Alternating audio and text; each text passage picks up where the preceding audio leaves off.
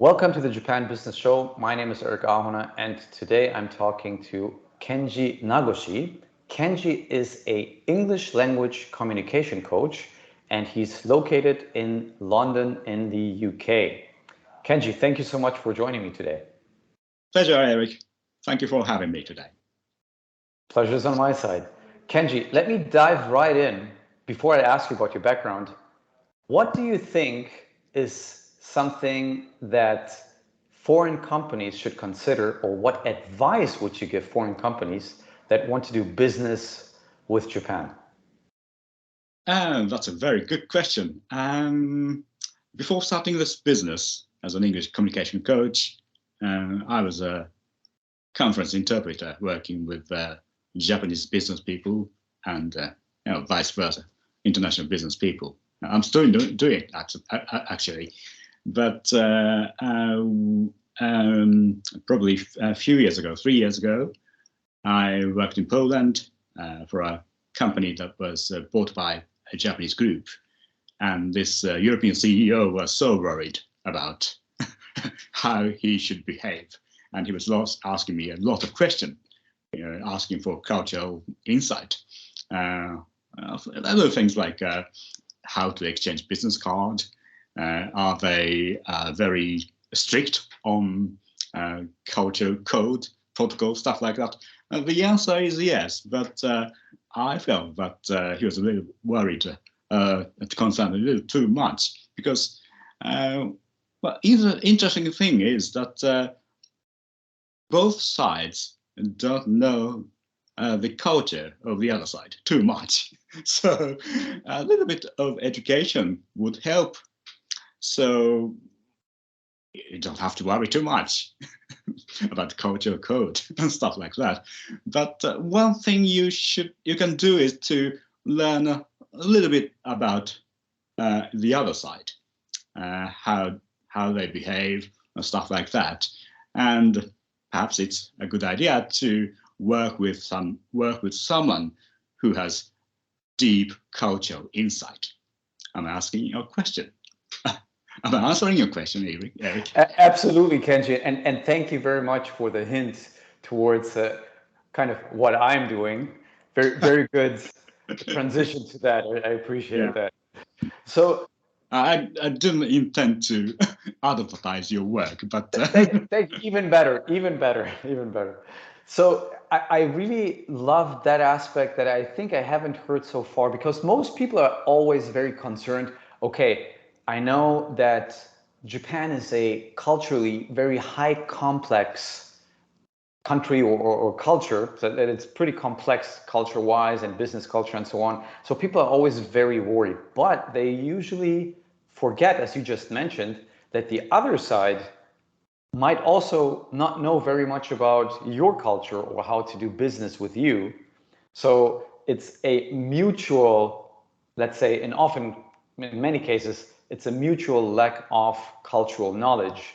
So one should not only be so concerned about one's own lack of knowledge, but also consider that the other side also potentially has some lack of knowledge if they didn't do their homework in your culture, in your own culture. So I very much like that aspect. So since you have profound experience in the British culture and the Japanese culture, tell us a bit about your background. You already introduced you as an English language communication coach. What have you done so far that has led up to you being in the profession that you are right now? As I said earlier, I've worked as a conference interpreter. I go to meetings and help businesses and government representatives to understand each other by translating English into Japanese, vice versa. So that's number one. I have done this for how many years? Since 2006. Before that, I worked for the BBC as a broadcast translator. But before that, I have business experience in Japan, managing relationship with international vendors, US, European, and Australian vendors. So I have a little bit of business experience as well. Very interesting. And have you early on realized that you wanted to do something in regards to help specifically executives to improve their communication skills in English? Or how come that you ended up, or it's something that you are doing right now? Was there something that you saw the need for in your interpretation assignments? I don't know. I have always interested in cultural things, differences and commonalities, and it's a fascinating thing, you know. I feel that there are more commonalities between my country and Americans or British and even Germans rather than differences. But it's really fascinating working in the fringe between these different cultures. Yeah, and I have my own experience of overcoming my own fear working with Americans, Europeans, British. But by working as a conference interpreter, I saw real cases. I have first-hand knowledge and experience about how these dynamics works, and there have been a lot of people. I felt if they had a little bit more confidence in communicating to each other, these things could work a lot better at it that way. So probably that's one of the main reasons why I started to help them, Japanese leaders, business leaders, to get over or build the confidence they need to communicate effectively with international business colleagues. I fully agree. And I have to say, from my personal experience, I have met so many Japanese, be it executives or engineers or business people in general, that have such a high level of knowledge and skill sometimes, but the bottleneck for them is the communication skill on how to bring that knowledge on the table during a meeting when it's face to face with somebody. It is easier, I have found, over email communication, but when it comes to the gemba, like the place of where things are happening, right? The business meeting, then it is a lot of people freeze and don't really know what to say, or they feel too intimidated to express what they actually know and what they would be able to contribute to the meeting to make it a business success. Allow me to take it a couple of steps back, because I'm really interested in what your initial interest was in growing up in Japan and living in Japan, and then becoming interested in the English language so much that you decided to become an interpreter and then a English language communication coach for Japanese executives. What was the initial spark for your interest? I don't know exactly what it is, but I was so interested in foreign things. My uncle, he was like a father figure to me, because I lost my father when I was very young. And he lived across the street from a place, and he went to war when he was young. Mm-hmm.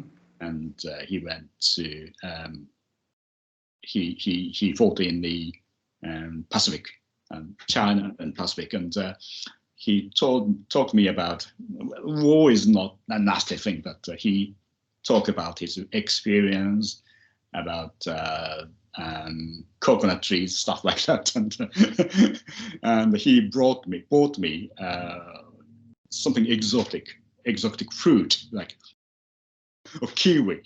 Mm-hmm. They were rarities when I was a child, and oh, I want to see those funny things in my own eyes, and probably that opened my eyes to the wider world. Awesome. That's an amazing story. I have a similar story since I was born in Romania, but Mm. I grew up in Germany. And when I was 3 years old, back in the days when we still had the Iron Curtain and the Soviet Union, and Romania was behind the Iron Curtain, we didn't have any exotic fruits like bananas. Mm.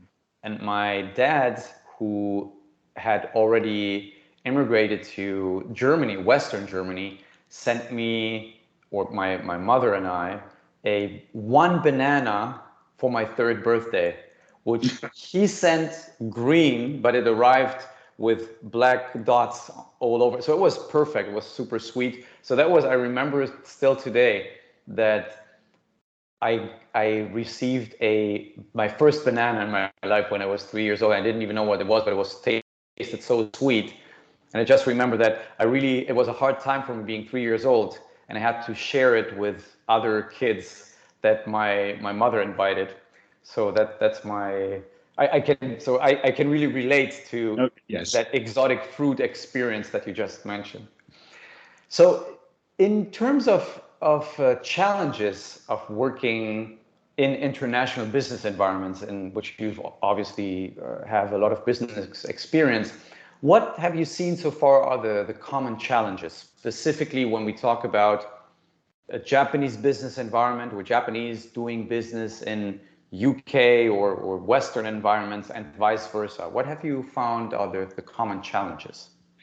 I can give you a specific example if you like. Um, I was working in a project, an IT development, and there was a lot of misunderstandings between the UK developer and the Japanese customer. So the way they work was so different. They were so different, and I think it's these little things, everyday thing.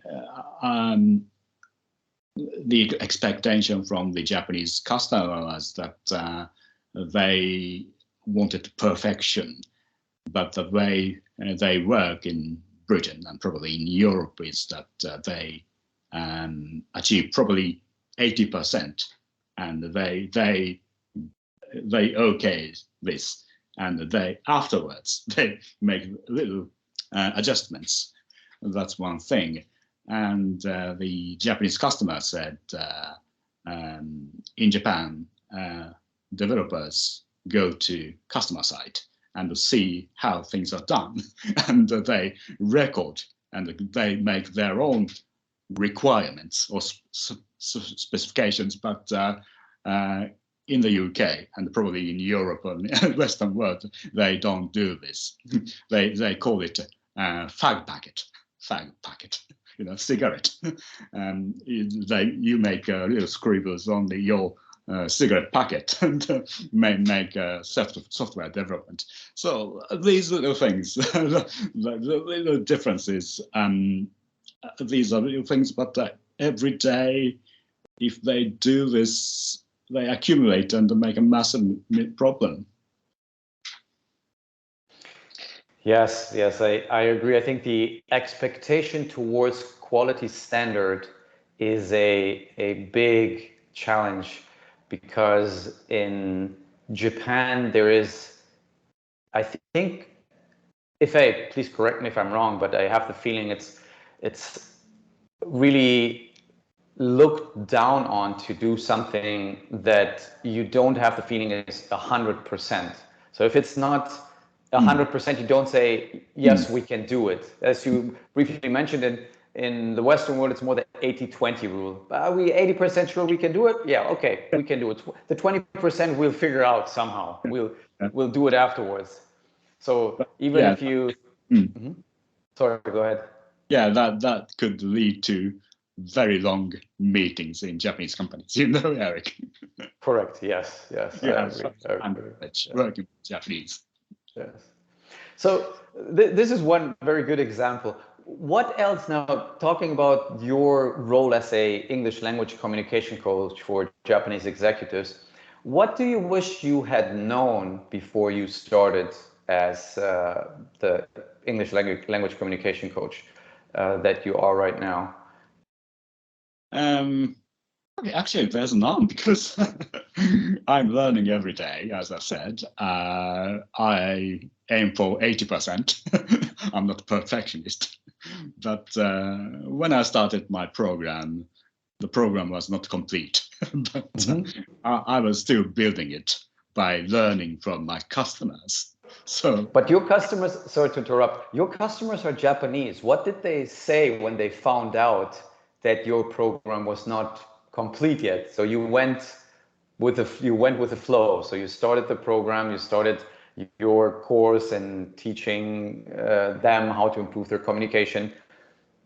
Did they know that the program was not complete, or did you tell them in advance, or how did it work?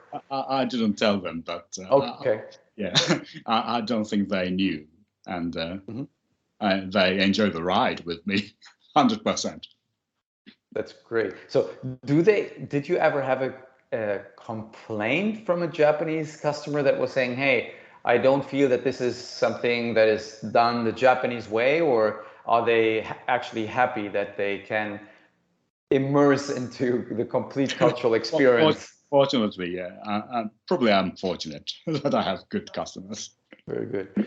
And allow me to ask you, you as Japanese, do you feel certain expectations towards you when you do business with other Japanese as compared to when they do business with a non-Japanese? Do you have the feeling that they expect a certain higher level of quality from your side or dedication that they would usually not expect from a Westerner? I think, in principle, I approach my customers exactly the same way, whether they are Japanese or non-Japanese. But I may have some subtle differences in terms of communication. But it's basically the same way. Makes sense. Yeah. Yeah, I think that's the best approach to do, to really not distinguish if it's somebody Japanese, non-Japanese, just to really do the best that you can do the way that you do it. And then some customers or some people will be happy with it and some will not. But as long as you're authentic and provide your service to your best ability, then you will be successful in the long run. I agree. That is the number one thing.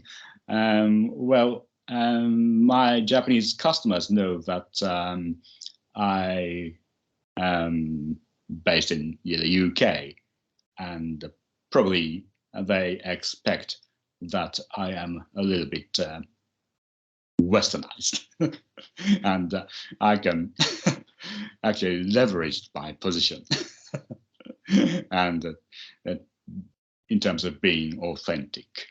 I worked with a Japanese customer a few years ago, and I did a promotion of a Japanese tourist destination, and their expectation grew by day.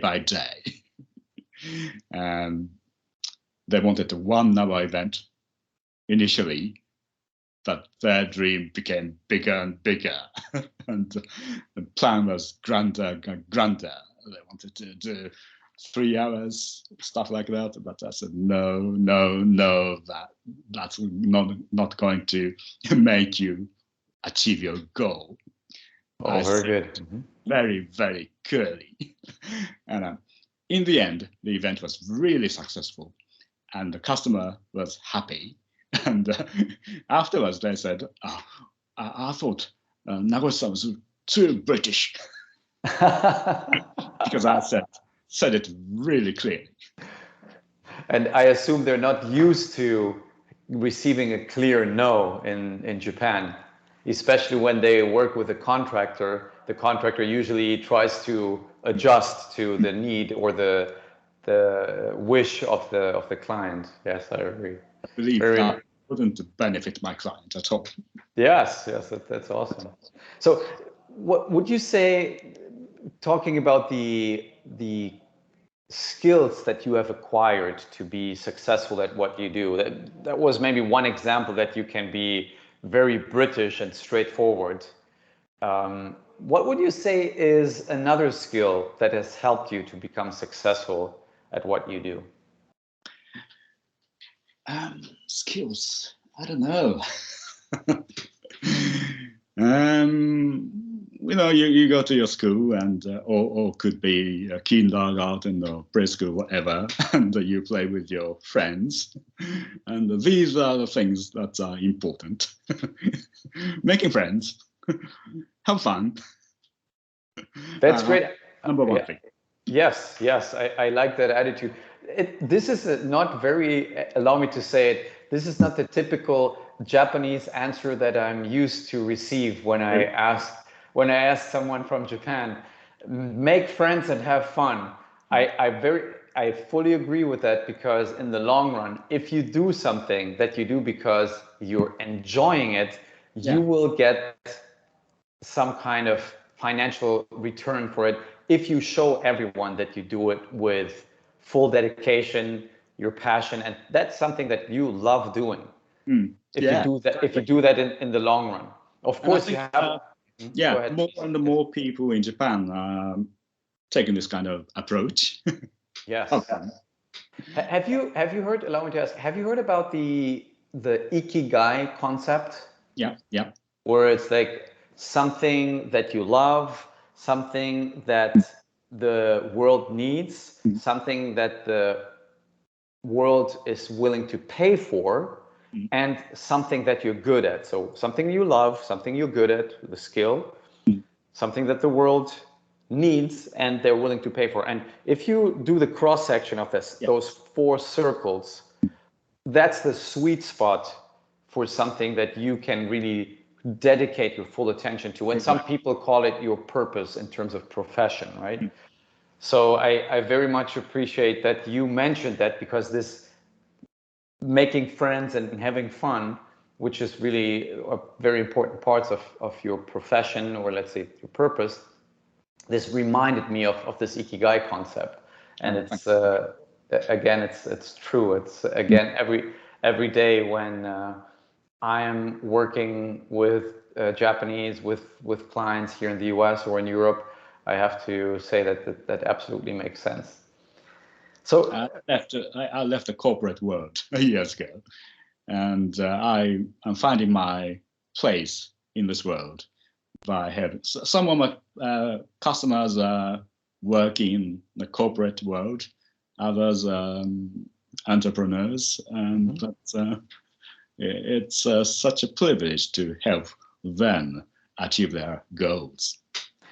That's interesting that you're also working not only with corporate executives, but also with entrepreneurs.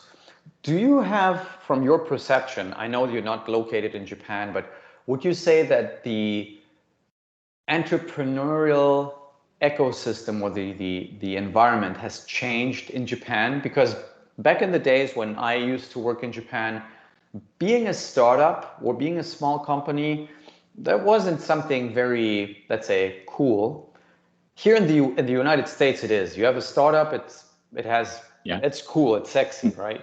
But in Japan, I still don't really know if people are positively minded towards startups and entrepreneurial people, or if it's still like the big corporates that dominate in terms of attention and people wanting to go, or do you have the feeling that more and more young people feel more, like, how should I say, interested in startups and working for smaller companies?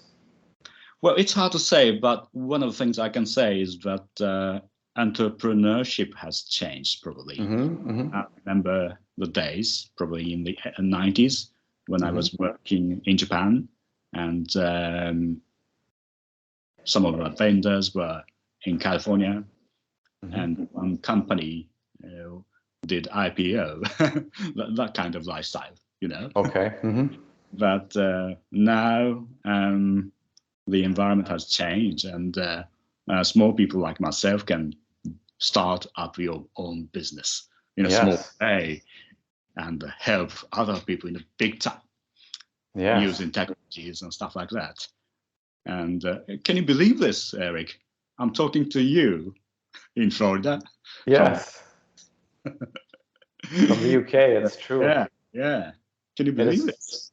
It is true. It has facilitated, technology has really facilitated the global business flow, or how people connect and exchange, not only on a communication level, but business level. And this will just accelerate exponentially from now on, I think. So it's just the beginning. That's wonderful. This is free, or it can be done cheaply. Yes. I'm going to hold a webinar tomorrow. Probably a dozen people joining in from different parts of the world. New York, Bangkok, Japan, obviously, and the UK. And it's exciting to have a chat with these people and do business potentially. That's awesome. That's awesome. So let me ask you a bit about your personal development as well, because I'm always interested in how people are working on their self-development in general. What would you say is one of the skills, habits, or maybe belief or behavior that you have adopted within the past, let's say, 1 to 3 years, that have positively impacted your life? Oh, that's a very good question. I don't know. Probably what's important is self-image. And say a couple of years ago, I wouldn't have done this with you, put myself in the open, in the public, but I'm doing it. And I mentioned webinars. Yes. But I recently started it. And I never believed I would do that, but I'm doing it. I'm making my baby steps. But that's awesome. When you make a baby step, there's going to be a next step, then next step, and But moving forward. It's all comes down to confidence and self-image.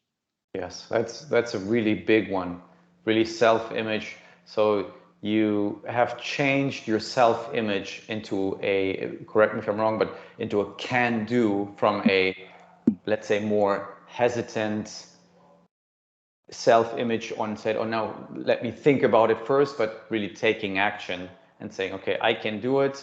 I take my first step, although it might be small, but the moment that I take the first step, I will gain momentum and I will continue to move forward. If I don't do anything, I will not change. I will stay the same, and there will be the same me tomorrow. There will be no change. Right. Yeah, of course I make mistakes and there are drawbacks and bitter experiences, but the fruit you get is bigger. That's great. That's awesome.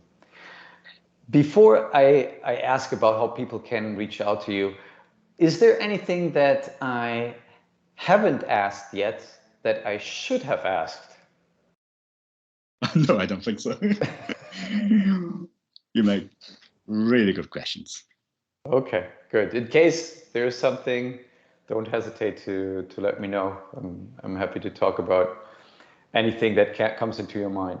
But let us know, how can people reach out to you? Your website, your LinkedIn, or your Facebook page? What is the best way to get in touch with you if people want to know more about you? And maybe, who knows, a Japanese executive is watching this for his English communication. You can find me on Facebook. There are probably 3 Kenji Nagoshis in the world, but you will recognize me. And LinkedIn, I may be the only one, I don't know. And the website, igetfluent.com. igetfluent.com. Thank you. igetfluent.com. igetfluent.com. Very good. Thank you. Thank you. Now, no more questions that you would like me to ask? Well, probably next time. Okay, wonderful. Kenji, it's been a pleasure to have you here. Thank you so much for your inspiring comments on my questions. I very much appreciate that. And looking forward to chatting again. Yeah, it's This been a great. was Thank you, Eric. this was a pleasure, and thank you all for tuning in to the Japan Business Show. See you all next time. Bye.